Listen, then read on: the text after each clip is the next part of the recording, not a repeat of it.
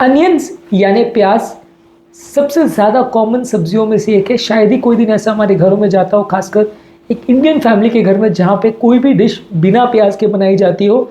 Majority of the times हमारे घर में कोई ना कोई डिश में इसका प्रयोग तो ज़रूर होता है। इनफैक्ट दिन में कई बार कई चीज़ों में इसका प्रयोग होता है। आज बात करेंगे कि ये हेल्थ के लिए कैसा है, इसकी बेनिफिट्स क्या है, इसके रिस्क क्या है, इसके हेल्थ इश्यूज़ क्या है, इसकी न्यूट्रिफिक वैल्यू क्या है, और फाइनली इसके बारे में हमारा फाइनल वर्डिक्ट क्या है कि ये हेल्थ के लिए कैसा है। इन सब चीज़ों पर आज बात करेंगे और ये साइंटिफिकली डिस्कस करेंगे कि इससे ज़्यादा मात्रा में कार्डियोवैस्कुलर पेशेंट्स के लिए या बीपी शुगर कोलेस्ट्रॉल के पेशेंट्स के लिए लेना अच्छा है या बुरा। टॉपिक पर जाने से पहले जो लोग हमारे चैनल पर नए हैं उन्हें रिक्वेस्ट करूँगा कि चैनल को सब्सक्राइब करें ताकि इस तरह का यूजफुल कंटेंट आपको मिलता रहे।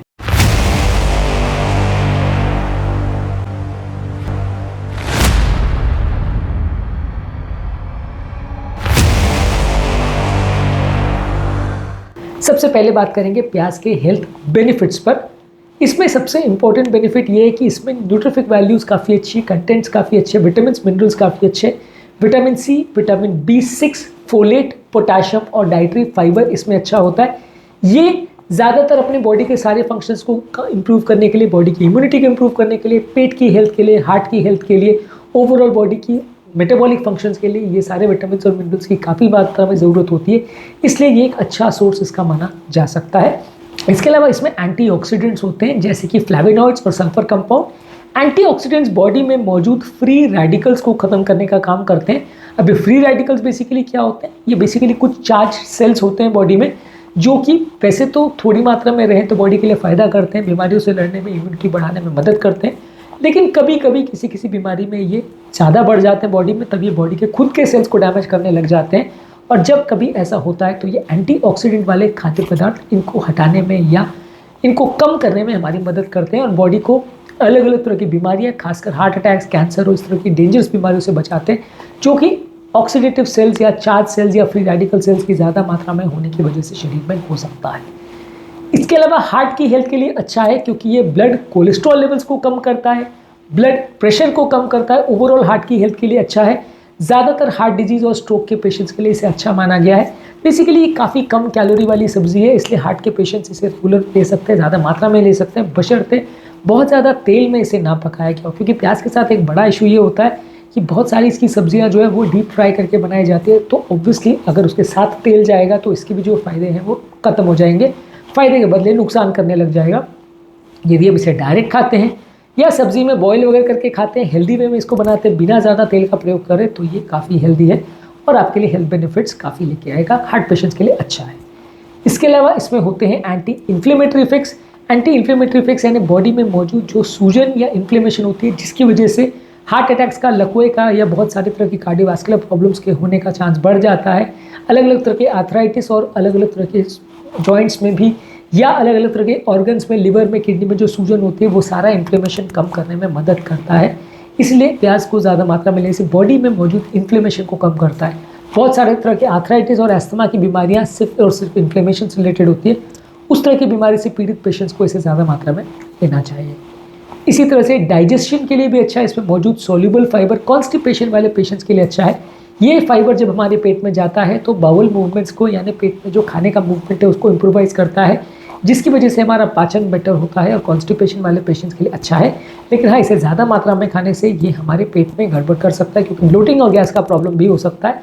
तो इसलिए अगर किसी को गैस का या ब्लोटिंग का प्रॉब्लम है तो इसे ज़्यादा मात्रा में नहीं लेना चाहिए। कॉन्स्टिपेशन का प्रॉब्लम है तो लेना चाहिए। साथ ही इसमें मौजूद होते हैं प्रीबायोटिक्स, जो कि हमारे पेट के नेचुरल बैक्टीरिया के लिए अच्छे हैं। पेट के नेचुरल बैक्टीरिया से होते हैं बहुत सारे फ़ायदे, और ये सारे फ़ायदे किस तरह से होते हैं, क्यों होते हैं और कौन से फूड प्रोडक्ट्स को प्रीबायोटिक्स या प्रोबायोटिक्स बोलते हैं, वो ऑलरेडी हमने सेपरेट वीडियो में डिस्कस किया है, आप उसे ज़रूर चेकआउट करिए। इसके अलावा प्याज का एक और बेनिफिट ये है कि हमारी इम्यूनिटी को बढ़ाने में मदद करता है, जो कि कीटाणुओं से लड़ने में और अलग अलग तरह की बीमारियों से लड़ने में और अलग अलग तरह के बैक्टीरिया और वायरसेस से निपटने में हमारी मदद करता है, अलग अलग तरह के इन्फेक्शन से बचाने में मदद करता है। तो इम्यूनिटी के लिए भी अच्छा है प्याज, लेकिन इसके साथ है कुछ बुराइयां भी। अब इस पर बात करते हैं। इसमें डाइजेस्टिव प्रॉब्लम्स हो सकती है सबसे ज़्यादा। अगर किसी को ब्लोटिंग और गैस का अगर प्रॉब्लम है, इंडाइजेशन का प्रॉब्लम है, तो उनके लिए प्रॉब्लम्स कर सकता है। ज़्यादा मात्रा में यदि आप प्याज को खाते हो और आपको ब्लोटिंग का प्रॉब्लम, तो गैस का प्रॉब्लम बढ़ सकता है। मुंह में से खराब स्मेल आने का प्रॉब्लम भी बढ़ सकता है। तो अगर आपको इस तरह की समस्या है तो इसे ज़्यादा मात्रा में नहीं लेना चाहिए।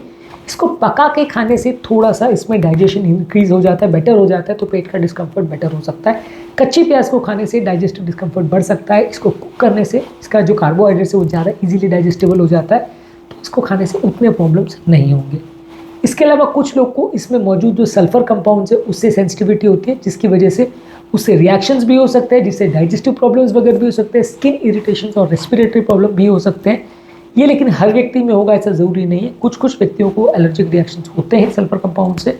यदि ऐसा है तो इसे अवॉइड करना चाहिए। इसके अलावा किसी व्यक्ति को अगर एसिडिटी का प्रॉब्लम है तो वो भी इससे बढ़ सकता है। एसिडिटी और हार्ट बर्न और एसिड रिफ्लक्स वाले पेशेंट्स के लिए नुकसानदायक है। यदि आपको एसिडिटी का प्रॉब्लम है तो ज़्यादा मात्रा में प्याज को नहीं लेना चाहिए, इससे रिफ्लक्स का प्रॉब्लम और एसिडिटी का प्रॉब्लम बढ़ता है।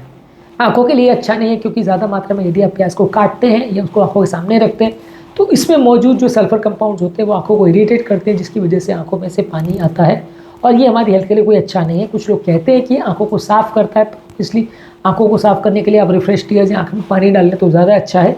आप सल्फर कंपाउंड से आंखों को इरिटेट करो और फिर उसमें आंसू बने तो ये बहुत हेल्दी तरीका तो डेफिनेटली नहीं है, तो इसे अवॉइड करना चाहिए। इसके अलावा इसमें एक और बड़ा प्रॉब्लम ये है कि ये ब्लड थिनिंग करता है। हालांकि थोड़ी मात्रा में ब्लड थिनिंग करे तो अच्छा है, लेकिन साथ में अगर किसी ब्लड थिनर के साथ अगर आप इसको लेते हो, यानी खून पतला करने वाली दवा के साथ लेते हो, तो रिएक्शन होने का चांस हो सकता है। खून ज़्यादा पतला हो सकता है, जिससे आपको ब्लीडिंग का प्रॉब्लम हो सकता है। तो यदि किसी को खून गाढ़ा है तो उसको ले सकता है। दवाइयों के साथ अगर आप इसको ज़्यादा मात्रा में ले रहे हो तो डेफिनेटली अपने डॉक्टर के साथ इसको डिस्कस करना चाहिए।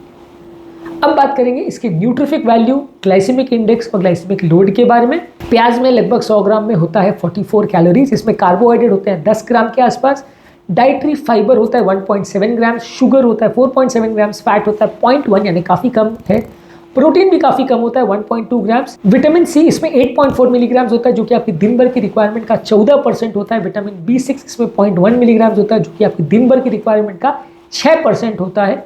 फोलेट 15.4 माइक्रोग्राम्स होता है, जो कि आपकी दिन भर की रिक्वायरमेंट का 4% होता है। पोटेशियम 166 मिलीग्राम्स होता है, जो कि दिन भर की रिक्वायरमेंट का 5 मिलीग्राम होता है। इसका ग्लाइसेमिक इंडेक्स काफ़ी कम है, यानी कि खाने के बाद जो शुगर वैल्यूज़ बढ़ाता है वो वैल्यूज़ काफ़ी कम है। इन्हें 10 से 15 ही है। ग्लूकोज का होता है 100, इसका 10 से 15 है, तो मतलब काफ़ी अच्छा है डायबिटिक पेशेंट्स के लिए ये।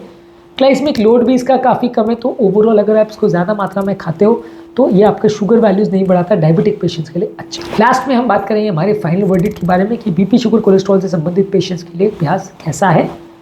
बेसिकली प्याज एक अच्छा कंपाउंड है, ज़्यादातर इसको हर व्यक्ति को लेना चाहिए। अगर आपको बीपी, शुगर, कोलेस्ट्रॉल का है, हार्ट का प्रॉब्लम है, अगर एसिडिटी का प्रॉब्लम नहीं है तो ज़्यादातर लोग को इसे लेना चाहिए। ज़्यादातर लोग के लिए काफ़ी अच्छी सब्जी है, वज़न को कम करने के लिए भी मदद करेगी। अलग अलग तरह से आप प्याज को ले सकते हैं, बशर्ते इसको पकाने के दौरान बहुत ज़्यादा तेल का प्रयोग ना हो या बहुत ज़्यादा डीप फ्राई ना किया हो। ज़्यादातर केस में ये हेल्दी है और ज़्यादातर हार्ट पेशेंट्स को भी इसे रेगुलर बेस में लेने में कोई सिग्निफिकेंट नुकसान नहीं है। तो ये इस मामले में हमारा फाइनल वर्डिक्ट है। उम्मीद करूँगा कि आज के टॉपिक में कुछ नई बातें जानने को मिली होगी। जो लोग हमारे चैनल पर नए हैं उन्हें रिक्वेस्ट करूँगा कि चैनल को सब्सक्राइब करें, ताकि इस तरह का यूजफुल कंटेंट आपको मिलता रहे। हार्ट अटैक और हार्ट फेलियर के संबंधित क्या क्या चीज़ों को खाना चाहिए, क्या नहीं खाना चाहिए, उस पर ऑलरेडी हमने काफ़ी डिटेल वीडियोज़ किए।